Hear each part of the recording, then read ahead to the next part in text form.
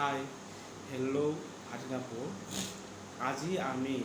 এনেকুৱা এটা ইনফৰ্মেশ্যন দিব বিচাৰিছোঁ যে যদি আমি কম্পিউটাৰৰ দোকানলৈ যোৱা হয়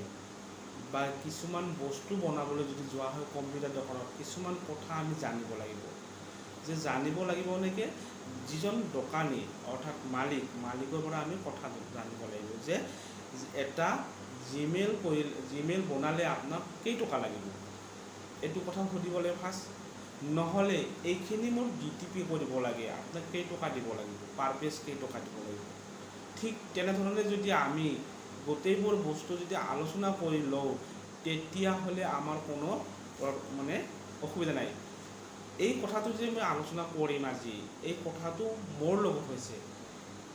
গুৱাহাটী অৰ্থাৎ লালগেটত দাস কম্পিউটাৰ এখন দোকান তাত মই গৈছিলোঁ এপ্ৰিল মাহৰ 22 তাৰিখে এটা জিমেইল বনাবলৈ গৈছিলোঁ 5:15 পৰা 6:15 মই অপেক্ষা কৰি আছিলোঁ অপেক্ষা কৰি থকাতে মই কৈছোঁ হ'বনে দাদা পিছত তেওঁ ক'লে যে হৈ আছে ৰ'ব অকণমান ৰ'ব যে হ'ব বুলি মই তেনেকৈ ৰৈ 5:15 হৈ গ'ল এনেধৰণে তেওঁৰ এজন কলিং আহিল অৰ্থাৎ তেওঁৰ এজন বন্ধু আহিল সেই বন্ধুজনক ক'লে যে এটা জিমেইল বনাই তেওঁ প্ৰথমতে বনাম বুলি কোৱা নাছিল ৰৈ আছিল তাৰপিছত আকৌ এবাৰ কৈ দিলে জিমেইলটো বনাই দিয়াছোঁ তেওঁ মোবাইলটো ওলাই লগে লগে বনাই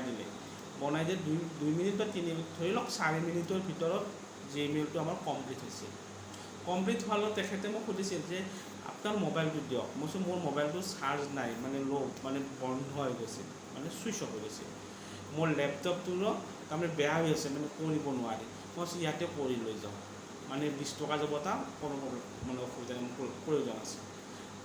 20 টকা ক'ত লাগিব যেতিয়া কমপ্লিট হৈ গ'ল তেতিয়া তাৰমানে তেখেতে ক'লে যে 100 টকা দিব লাগিব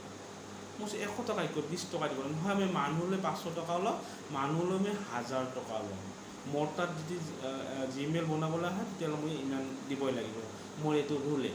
মই কৈছোঁ মই আগতে যে আলোচনা কৰা নাছিলোঁ তাৰ কাৰণে মই মানে দুখিত দুখ লাগিছিল যে মই এজন অসমৰে মানুহ এজন অসমীয়া দোকানী তেওঁ মোৰ তাত